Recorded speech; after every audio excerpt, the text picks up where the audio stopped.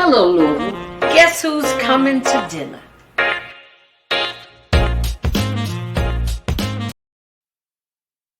Hello, Louisville. Hello, world. It's Friday. Thank goodness gracious it's Friday. We made it. Another day. Lord, this world is in such an uproar. Death is all around us. This is the fight against good and evil. We going through it. So everybody better figure out what side you want to be on. Cause this is no joke. All this is predestined. It has been prophesied, right, Jack? Yes. It has been prophesied that what we're going through, these worst of times, you better be prayerful. Get your house straight, as they say. Get your house straight. Get yourself straight. Get your mind straight. Some people need to change their hearts.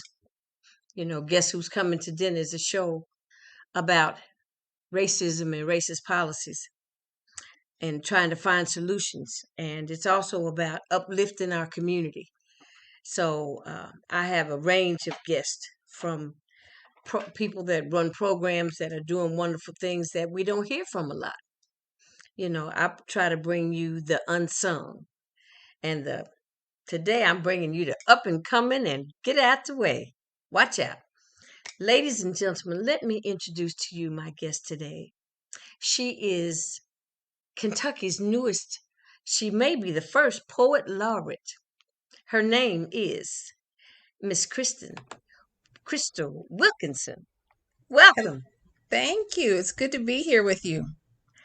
I was so tickled. I saw your picture. I said, "Ooh, I'm going to get her." It's National Poetry Month, right? It is. And I thought, I said, I like to be first. Everybody better watch out because I'm watching to see what's going on. I'm trying to pay attention, and I'm trying to be very intentional with everything that I do. And having you on the show today is very intentional, my sister. Thank you. I'm so glad that you had me on. When I don't know you, but when I saw your face, I gotta notice that you wanted to have me on, and all I needed to do was see your face. I was like, okay, let's go, let's do it. Hey, wonderful, wonderful. So, because we've never met before, tell me and my audience about yourself. Where you from? Like I said, who's your Okay. mom and dad? Where'd you go to Who school? my No. people is? Who your people is? Come on with it. So right now, I'm a professor at University of Kentucky, and I teach creative writing in our MFA program here in Okay. Lexington. But where I'm from the country. I'm from a little place called Indian Creek, Kentucky, which is sort of south central Kentucky. Casey County Okay. is where I'm originally from, and I was raised by my grandparents on 64 acres of land. My grandfather was a tobacco farmer. I write about that a lot. My grandmother was a domestic, cleaned up houses for people. Um, and that's where I was raised up on the farms. And went to Eastern Kentucky University and got a journalism degree and been writing ever since. When were you at Eastern Kentucky? Um, the 80s, like 80. Okay. I All graduated from right. high school in 79, so 80 through 85 or so. Oh, okay. So you're a spring chicken. My husband went to EKU. He's in here. His ears perked up. So how did you get into writing poetry? Well, really, poetry was my first love, but poetry was my second love. All my books, I have one you can see behind me. Blackberries was my first book. Is fiction, and my Okay. second book, Water Street, is also fiction, and my third book is a novel called The Birds of Opulence. And those were all published. But I always wrote poetry, but it was something that I sort of kept for myself. Okay. Um, I'm a Very member of the personal. Yeah, it is very personal. And I'm a member of the Appalachian Poets. So we used to go around different places throughout Louisville, Lexington, around in the state and beyond, reading poetry as a group. And every once in a while, I'd read a poem with them. But mostly, I was a fiction writer. So Okay. my work was always too long, and I kept my poems to myself. So after publishing these other books, a friend of mine who's an editor said, "Can I see some of your poems?" And so she sort of took those poems and looked at them, and she said, "Do you think you have a book? I think you have a book here." And I said, "No, I never thought about publishing a collection of poetry." And she said, Hmm. "Yes, this is definitely a book." And so she encouraged me to Right. seek publication for the poems. And so some of the poems are new, some of them I wrote a long time ago. So it's sort of a collected volume. Um, and it's called Perfect Black. And it's poems about the first, it's in three sections. So the first section is about girlhood, about Black girlhood, growing up on the farm. The second section is about coming into womanhood.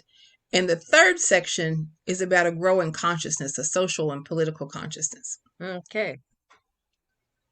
So, so this is so your I mean, the moment that you started to write those personal poems, what was that moment like? What pushed you that way? What made you decide to put pen to paper in that form? Mm. Um, I think it was, like I said, it was very personal. It was a way of getting close to the bone.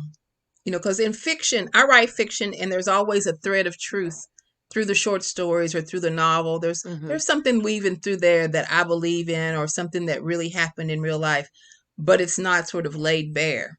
Right. Um, so I could put those things in my journal, but I also began to write poems. It was a short form. It was a form that I could express my emotions. I won't say that the speaker of every poem in here is directly me.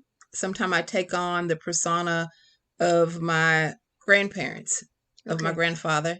Sometimes the persona is sort of, it may say I, but it's sort of close to me, but not, it's right beside me, not Right. exactly my own experience. Hmm. So I hope in that way that it not only soothes me in some way to write them, but I hope that other people will be able to relate to them as well. Hmm. So your grandparents, they were your nurturers, right? So you Absolutely. saw, and living on a farm now, that has to be different. I mean, well, I know my mother was somewhat raised on a farm with eight other siblings. Well, nine other siblings. She was the 10th one. And that her life experience, I heard more stories about when she went to live with her grandmother, Hmm. and those stories. Um, tell me a little bit about your grandmother. Um, so I was actually born in Hamilton, Ohio. Okay.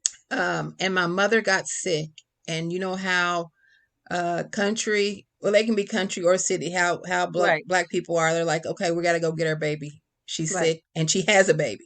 So Right. my grandparents came to pick us up. I was 6 weeks old, and my mother ended up working, and she was hospitalized for a while. I ended up living up here in Lexington, and my grandparents took me in. And so my grandmother was sort of a mother to me. Like I was 6 weeks Right. old when she Yeah. when she took me in, She and wasn't sort of like she was that second mama for sure. absolutely. And she was a wonderful woman, a very spiritual, religious woman. Hmm. We went to a small little church called Pine Lake Baptist Church, where my grandfather was a deacon, and she was one of the esteemed members of the church, and that's the little church that I grew up in. Um, she did what most farm wives would do. She kept, I write a lot about food. She kept us fed, Okay. All and right. kept us fed physically, spiritually, Spiritually, yeah. and intellectually. Because even though they both weren't very educated, they made sure that I had lots of books uh, in the house, and made sure that I could read. And of course, I think reading begat writing, right? Yeah. My grandmother Yeah. always said that, I knew how to read before I went to school because she read to me every day and every night. And, uh, and once I had read all the books in the house, she said, then you started writing your own. And she said that, when I was 9 or 10 years old, I started like inventing my own stories and writing my little Okay. rhyming poems and things like that. So she was a big influence. And they were, even though they were country people, they were also art makers of sorts. My Okay. grandmother would write poems and songs on the back of envelopes and in her little notebook. And my grandfather whittled and carved. My grandmother made Yeah. quilts. Yeah. So in some ways, there was sort of an artistic spirit in our household. There was also a sense of freedom. They had 64 acres, and during that time in the 70s and early 80s, I was sort of I had a freedom to sort Right. of roam around and use my imagination, and I think all that informed my writing. There wasn't any danger. There may have been dangers, but Right. I wasn't aware of any, and they didn't sort of push me in that direction of Right. be Right. afraid. They just said, "Oh, go on out there." And You were just raised up somewhat in an atmosphere of some innocence and freedom. yes, absolutely. It sounds like, a lot of times it's nice to know, who the person is that brings the words. That's why I just went a little bit deeper because I think about I think about my mother. I lost her about a year and well, a little over a year now, and everything that she gave to me and nurtured me, and she lost her mother when she was 7. Mm, See, she really was raised, but her brothers and sisters raised her. mm-hmm. So I used to say she turned out to be a wonderful mother, not to really have a mother. Right. So maybe let's go to some of the poetry. Let's hear Okay. you read to us. All right. I'm going to let you be single on the Do you how many poem would you like me just to read one poem or more than one? well, um now you said perfect black, um you said black girls and the womanhood and the growing civically. Can you give me a piece of those and then one of your favorites? How about Okay. that? Okay. Um, so this is a poem about my mother. I didn't say before that my mother had suffered from mental illness, and so the reason why my grandparents brought her home was because she had a nervous breakdown. So this happened several times in my life. My mother was institutionalized about 10 years in the 70s, and so this is a poem about farm life, but it's also a poem about my mother. It's called Asking About My Mother. In the small kitchen, the hog's head weaves the gamey scent of death throughout the house. My grandmother scrapes black hair from the hog's pink head with the sharp blade of her butcher knife. I ask her about my mother. I always ask her about my mother. I play paper dolls under a formica table with Mm, pearls around my neck and pink lipstick from my mother's treasure chest. My grandmother places the head into the tub and I watch her hands, wait for her to tell me where my mother's gone. My grandmother fills the tub with water. I hate that she reminds me of all she's done for love. Remember, remember, hair, face, knife. She lifts the heavy tub and situates the hog upon the stove, covering all the burners, and turns on all the eyes.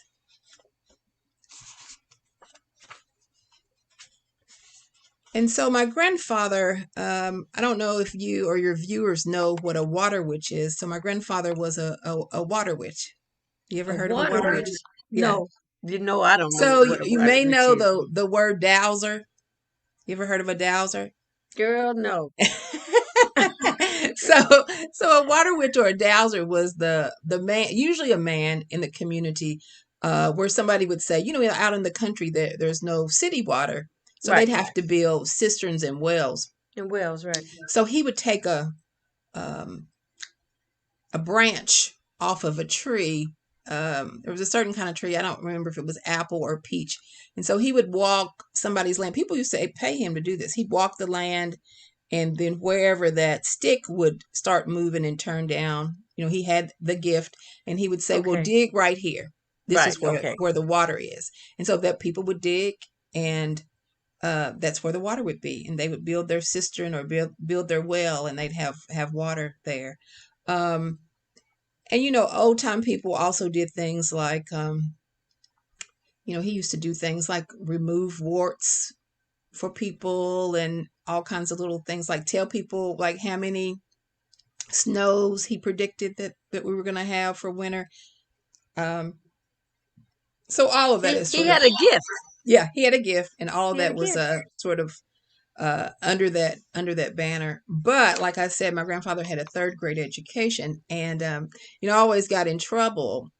We got in trouble. Me and my grandfather would get in trouble because my grandfather would get on him because he had this third grade education and he couldn't really read, but because he kept his books on his farm, he was a mathematician.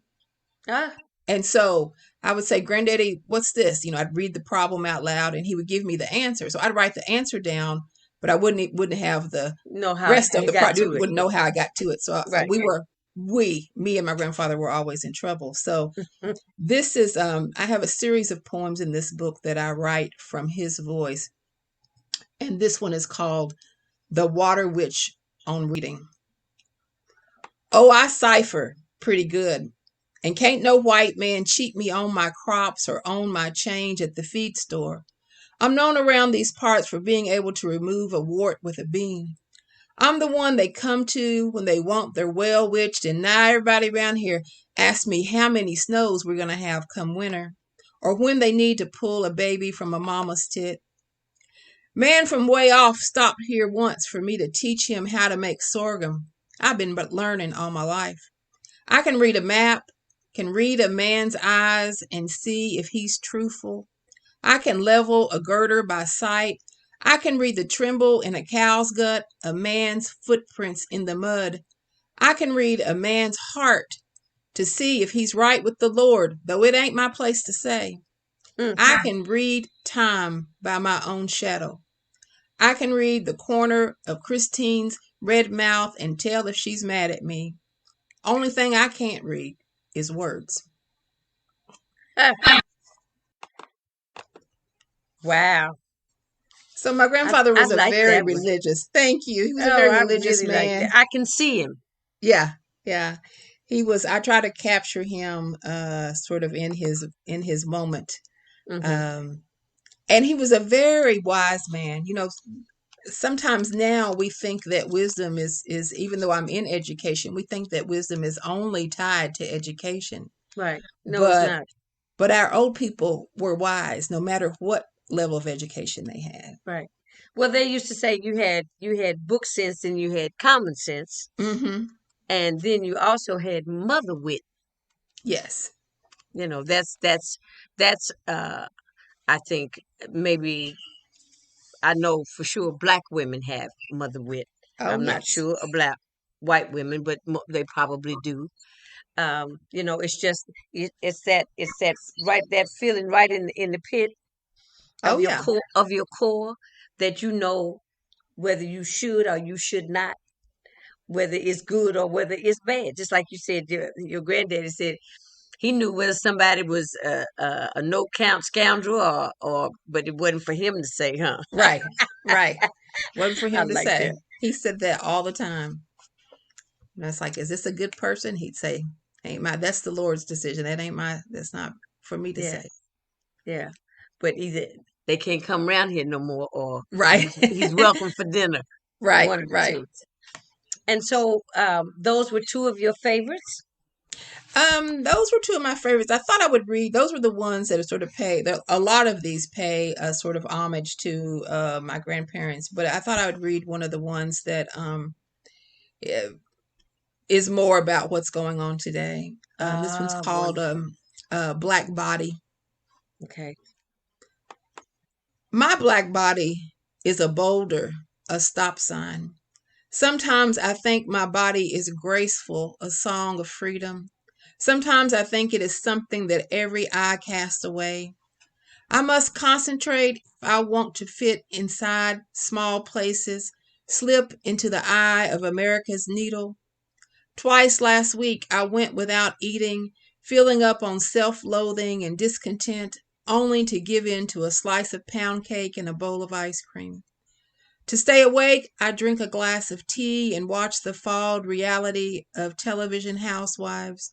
Before bed, I stretch myself out along the couch and place my feet in my husband's lap. I can't stop thinking about the little black girl in the back of Philando Castile's car. Mm. Mommy, Mommy, please stop screaming so they won't shoot at you. At 4 years old, she saw her mother's unarmed boyfriend shot, bleeding, dead on the front seat. I can keep you safe, she tells her mother. My body embarrasses the famous white woman at the writing conference as if my fat will rub off on her if she gets too close. When I'm sick, I Mm. want buttered sweet rice and a tender hand moving in circles on my back. Yesterday, I ate meatloaf, mashed potatoes, and green beans at the Cracker Barrel in Tennessee. The white waitress called me baby doll. Once, I remember feeling the quickening of babies in my womb. 4 tiny hands pressing against my navel, 4 tiny feet pressing against my ribs. Wow. Whew. What'd you say? Cracker Barrel. I'm saying no, she didn't go to the Cracker Barrel. But you, Yes, you I know, I was didn't. Now you said you brought up something that I hadn't heard before about the baby in the back seat. I didn't know that there was a baby yeah, in there. Mm. yeah, she was there. The little girl to see, she witnessed her her mother's boyfriend, her stepfather, basically, Right. be killed. You know, this says all this has such an effect on our children. You know It what we're going does. through right now.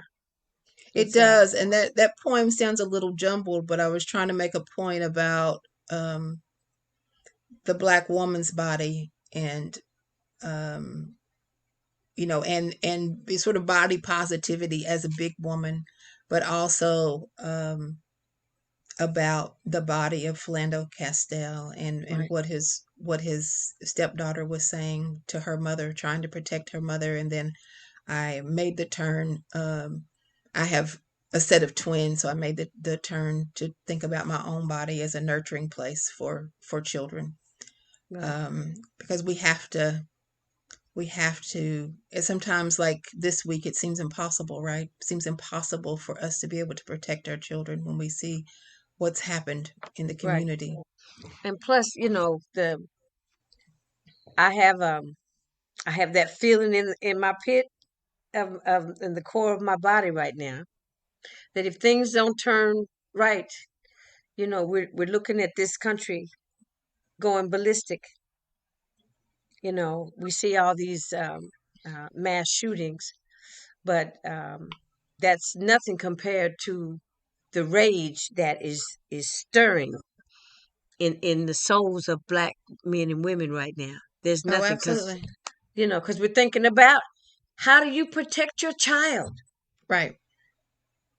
You know, and And parents it say, you know, doesn't matter, like people keep saying, comply, but it doesn't matter if your hands are up, if nope, your hands are behind you, if you're right, handcuffed, if you are poor, if you have some prestige, if you're a right, military officer. absolutely. It doesn't matter. You know, you just got caught in the crosshairs. You know, wrong place, driving, walking, in the grocery store, you know, in the park, you know, in the swimming pool. I saw the one about the woman that was checked in the hotel and she took the kids swimming and somebody said, "Do you have a room here?" Come Right. on now. Right. I said, you know, I'm probably a leather jacket and a beret short of being a panther, but I try my best to control Well, it's myself in hard. It's hard. I mean, I think that we had a moment, and it was only a moment, where we felt safe to do our work and take care of our children. And I'm not so sure we were safe then, but we had a moment where we thought we were. Right. But we've returned to the 50s and 60s, Right. if not Or before we then. returned to the time before the time that our parents, I mean, my mother was a child. She was born in 27. So we've kind of gone all the way back there. Yes. We're smack dab in the middle of Jim Crow, for sure. Oh, absolutely. For And voting absolutely. rights are being taken away. Oh, Lives are being taken away. absolutely. It's a sad state of affairs, but I'm gonna stay prayerful. And I'd like for you to just give me one more piece to take us take me home so I can. You have anything about the perfect book that you Perfect Black, something out of there maybe Let's see. about Some of womanhood. some of these are long. Girl, we got time. Because I'm going to tell you what has, and it's a wonderful thing. Since we've lost Maya Angelou, and then the young lady, Miss Amanda Gorman, came on the scene, uh, gangbusters. Oh You know, yes. Oh yes. and so that's why now it's like it's time. It's the poet laureate's time to be front and center stage, and I'm telling you, I'm glad you're here with me today because I could see everything you were talking about. Good, good. Um, I think I'll read this one. I don't know if it's about being a woman. It is about me being a woman, and it's about so much of my life was spent sort of trying to change my accent and to become someone else, because in our community often country is a cuss word. It's like cussing you Right, out. When somebody says you country, they don't right, mean like how wonderful you are.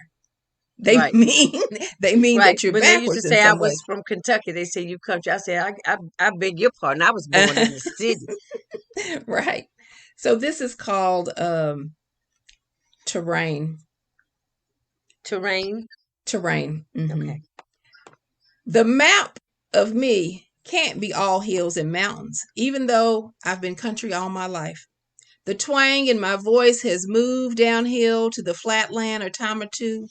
My taste buds have exiled themselves from fried green tomatoes and rhubarb for goat's milk and pine nuts. Still, I return to old ground time and again, a homing blackbird destined to return. I am plain brown bag, oak and twig, mud pies and gut wrenching gospel in the throats of old tobacco brown men. When my spine crooks even further toward my mother, I will continue to crave the bulbous twang of wild shallots, the familiar game of oxtails and kraut boiling in a cast iron pot. I toe dive in all the rivers, seeking the whole of me, scout virtual African terrain, sifting through ancestral memories, but still, I'm called back home through hymns sung by stout black women in large hats and flowered dresses. Hmm. You have to risk the briar bush to reach the sweet dark fruit, and ain't no country woman all church and piney woods.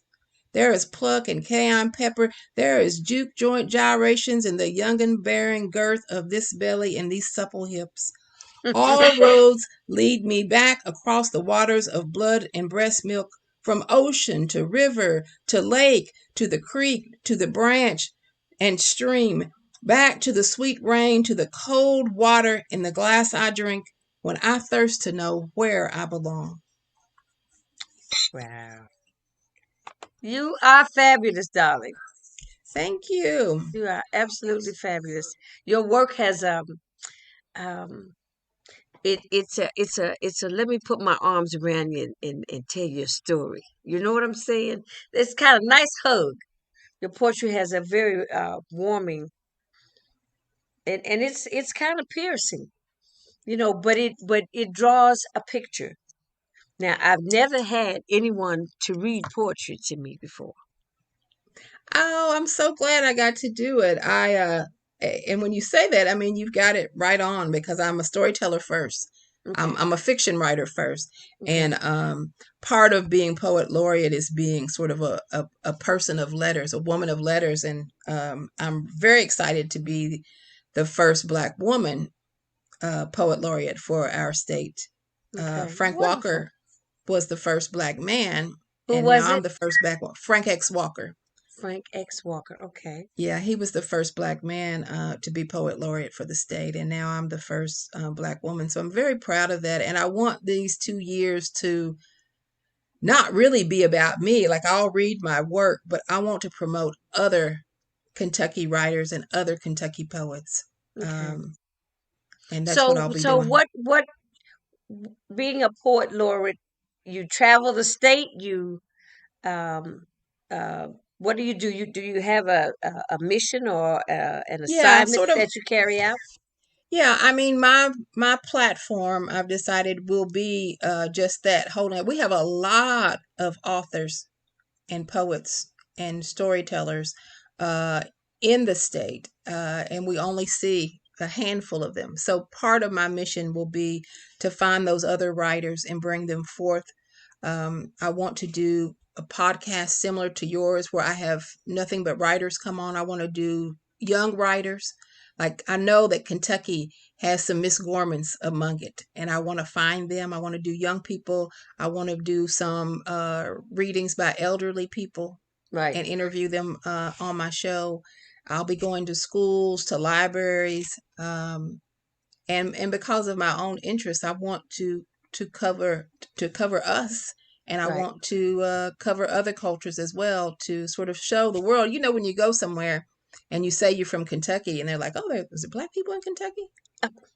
Well, yes. All I think of is chicken. The Colonel Sanders. I said, well, that's one part of it. Right. Is the grass really blue? I said, when the sun hits it a certain way, yes, it is. Yes. Yeah. It's like they don't know much, and our state, right now doing civil unrest. We're not shown in the best light. Well, that's You know, true. we our representation does not truly represent us, but that's been for years. I mean, as a people, sometimes our representation is not who represents us.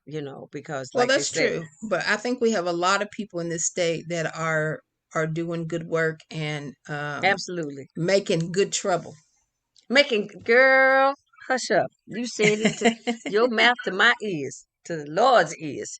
Well, Miss Wilkinson, will you come back and join me I certainly will. I'd love to. when you get some of your other poets? And if you want to stay on for a minute, I can maybe share a little tidbits about this podcast thing. Um, Sure. I have some things I need to tell my audience, but I want to thank you for joining us. I love your work. How can we get your work? You say you've written these books. Where do we go to Yeah, get your books? they're available anywhere books are sold. If you say I want to get one of Crystal Wilkinson's books, and you go to Barnes and Noble, or you go to uh, an online bookstore, you can find them Okay. anywhere. You should be Amazon. able to. Yeah, you should be Okay. able to request them or buy them on there. So Perfect Black won't be out until August, but you can pre-order. And my other books are available on Amazon, on bookshop.org, and in your favorite bookstore. Bookshop.org. Okay. Well, darling, it was a pleasure to meet you. I want to hear more from you. I want to keep up with you. Like I told you, I've never had anyone read poetry to me. It's like I'm sitting up here like a big puddle right now, trying to contain myself. But Well, you've got Hannah Drake there. You should have her on. You got Hannah Drake there well, in I've Louisville. I've reached out. Miss Hannah's kind of busy. Yeah, she is. Yeah, she's. I think her schedule's filled up, but I keep every now and then I say, "Hello, Miss Hannah, come on over." So eventually she'll get back to me. So, but I thank you for you following up and helping me to celebrate National Poetry Month. Thank And you. on that note, thank you so much, Miss Crystal. It's dinner time. You ready to have dinner? I am. Okay. Bon appetit. Bon I'll see appetit to you. I'll see you next time. Okay, darling. Thank Okay. you. All right, that's Miss Krista Wilkinson, Kentucky's first African American poet laureate. That was beautiful. Oh, I was sitting over here, I was saying, Jazz, keep you cool, keep you cool. I love poetry. Being a singer, songs are a form of poetry. You've got a couple of verses and then you have the hook. So, and poetry always tells a story, and she's a storyteller. So you can get her books at Barnes and Nobles and ask for Miss Crystal Wilkinson, Wilkinson. Okay, that's Miss Crystal Wilkinson. She was here for Poetry, National Poetry Month, right here on Guess Who's Coming to Dinner. All right, well, it's the end of the week, and Monday we're going to dive deep. We're going to have an encore appearance by Dr. Eddie Woods from No More Red Dots, because this is an organization that he's not the one that you call after someone, after your children have had a beef with somebody and found dead on the streets. He's the person you call when your children have a beef before something happens to them. So we need to talk about that. We need to be supportive of this organization. And I want him to come and talk about what's been going on in Louisville once again. It's going on all over the country. But once again, our death rate, our homicide rate amongst our kids is one of the highest in the countries. And we've got to find a way. We've got to find a way to get to them. We've got to find ways to deter their carrying the guns. And, let's make a pact. I won't cause you harm. You won't cause me harm. Because these mothers are having fits. But these mothers also have to come to an understanding that you might know your child has a gun in the house. And that's not helping him or her. We don't know if it's a boy or girl nowadays, if who's carrying the guns. But parents are going to become held responsible. That's the only way that this is going to stop. That parents are going to be held responsible for taking their children, taking the life of another child. On that note, keep watching. It's dinner time. Bon appetit. Guess who's coming to dinner? I'll see you on Monday. Be good. Take care. Stay safe. Put that mask on. I don't care if you got no shots. Put it on.